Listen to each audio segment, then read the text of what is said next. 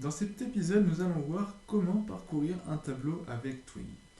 Alors, je vous ne cache pas que cet épisode va monter un peu de niveau, dans le sens où il va être un peu plus difficile que les épisodes précédents. Donc je vous conseille, si vous n'avez pas tout suivi ou si vous êtes un peu perdu, de revisionner ce tutoriel afin de ne pas perdre surtout votre lancée et bien aborder les épisodes qui vont suivre. Voilà. Alors, j'aimerais préciser à Twig que nous sommes dans un environnement de développement.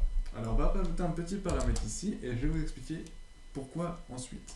Alors on va lui dire après le cache, donc ici on y avait dit attention tu nous actives le cache, je veux pas de cache pour l'instant. Et bien ici on va lui dire on est en debug, c'est-à-dire qu'on est susceptible, on est en mode développement. Voilà, donc debug égale true. Donc il va rien se passer, vous voyez bien que rien n'a changé, seulement on va pouvoir faire un dump de nos variables et de nos tableaux pour voir un peu ce qui s'y passe dedans. Un petit exemple. Ici, je vous avais bien dit que on lance notre vue, c'est-à-dire qu'on envoie à Twig notre vue. Maintenant, je voudrais envoyer à Twig notre vue, mais des paramètres. Pour envoyer des paramètres, on va suffire de lui dire array, ici notre paramètre, donc le nom de notre paramètre, par exemple ici ma variable. Et ma variable va contenir un string de salut, voici ma variable. Voilà. Donc encore une fois, si j'actualise, rien ne se passe. Je l'ai juste envoyé à ma vue, mais je ne l'ai pas encore exploité dans ma vue. Vous voyez qu'ici, je ne l'ai pas exploité. Comment je fais pour l'exploiter? Tout simplement, ici, je l'ai nommé ma variable. Et bien, je vais récupérer ma variable et je vais l'afficher avec ici, affiche-moi quelque chose et je passe ma variable. Si j'actualise, on voit bien ici, salut, voici ma variable. Donc on voit bien que je récupère ce que j'y ai passé en paramètres. Donc c'est vraiment très très simple pour envoyer la vue. Donc vous pouvez envoyer un string, un int, un tableau, un float, tout ce que vous voulez. C'est juste en fait un passage de tableau. Donc ici, si j'avais mis autre chose que ma variable, avec un s par exemple, on voit bien qu'ici j'avais pas d's, je vais actualiser et bien il va pas me trouver.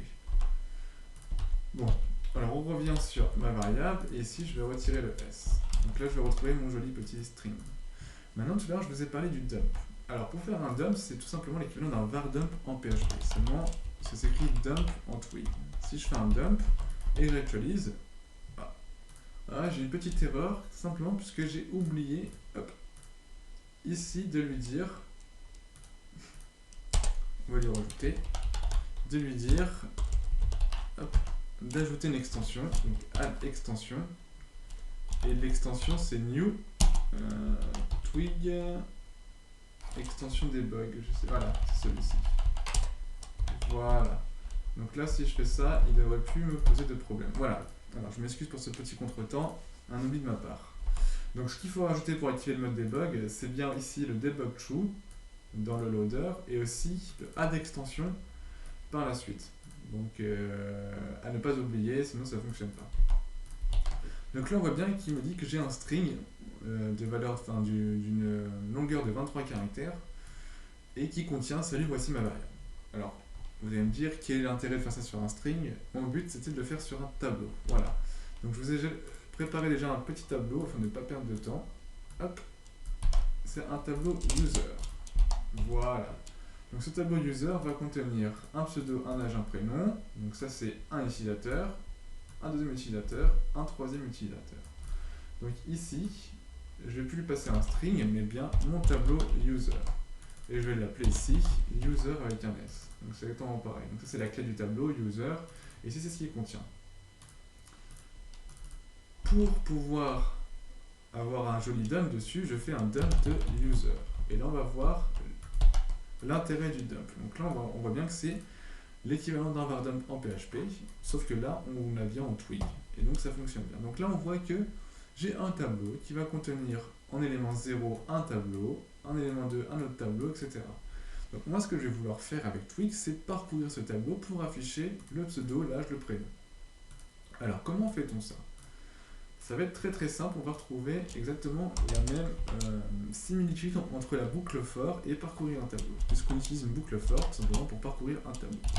Donc on va faire un for, et non pas, ici on va pas définir de 0 jusqu'à 2 points, enfin 1 point jusqu'à x, on va lui dire for user. Donc là on va lui dire sans s pour l'instant, et c'est après qu'on va lui dire in users. Donc là c'est le tableau, donc là on définit ici l'indice qui va nous servir à parcourir le tableau, et là on lui dit dans le tableau user. Donc encore une fois c'est très verbeux et très facile à retenir. Donc on n'oublie pas ici de fermer le N fort. Donc pour l'indice user dans le tableau user, tu vas me parcourir. Alors tu vas me parcourir quoi? Si je fais un dump de user, hop, on va voir que, hop, on a sauté un pas, c'est-à-dire que là on est dans le tableau, et qu'on parcourt bien, on a bien les tableaux. Donc il va me falloir que j'ai cherché le pseudo, l'âge, le prénom. Donc ça on sait faire, on sait aller chercher cette information-là. Rappelez-vous, on l'a vu, donc on pourrait faire par exemple un joli petit div, hop. Et là on va lui dire donc user, pardon excusez-moi, hop, user, donc on a le pseudo, hop. On va faire un petit BR. Hop, hop, hop. Donc on a le pseudo, on a l'âge et on a le prénom. Si j'actualise, hop là, on voit bien qu'il m'a parcouru notre tableau et qu'on sait aller chercher les informations qu'on a besoin. Donc ici, on va peut-être faire un petit HR pour que ce soit un peu plus compréhensible. Voilà. Donc on a le premier élément, le deuxième élément, le troisième élément. Donc maintenant, vous savez parcourir un joli tableau. Et ce tableau ne vient pas n'importe quoi, n'importe où, pardon, il vient bien de notre, on va dire, contrôleur entre guillemets, qui est renvoyé à notre vue, qui renvoie notre tableau à notre vue, et qu'on parcourt dans notre vue notre joli petit tableau. Donc là, vous voyez que le code en soi, il est vraiment très très simple et très épuré, et que ça permet de ne pas avoir, tout l'intérêt de passer par un moteur de template, de ne pas avoir de PHP dans notre vue pour aller parcourir notre tableau. Donc je vous donne rendez-vous dans le prochain épisode qui lui sera encore une fois sur les boucles, mais sur le parcours, sur comment parcourir des tableaux, mais surtout les trucs et astuces qu'on ne pense jamais à faire, c'est-à-dire récupérer la clé, savoir à quelle itération nous sommes, etc. Donc pas mal de petites choses qui vont vous aider plus tard et qui vous seront très très utiles.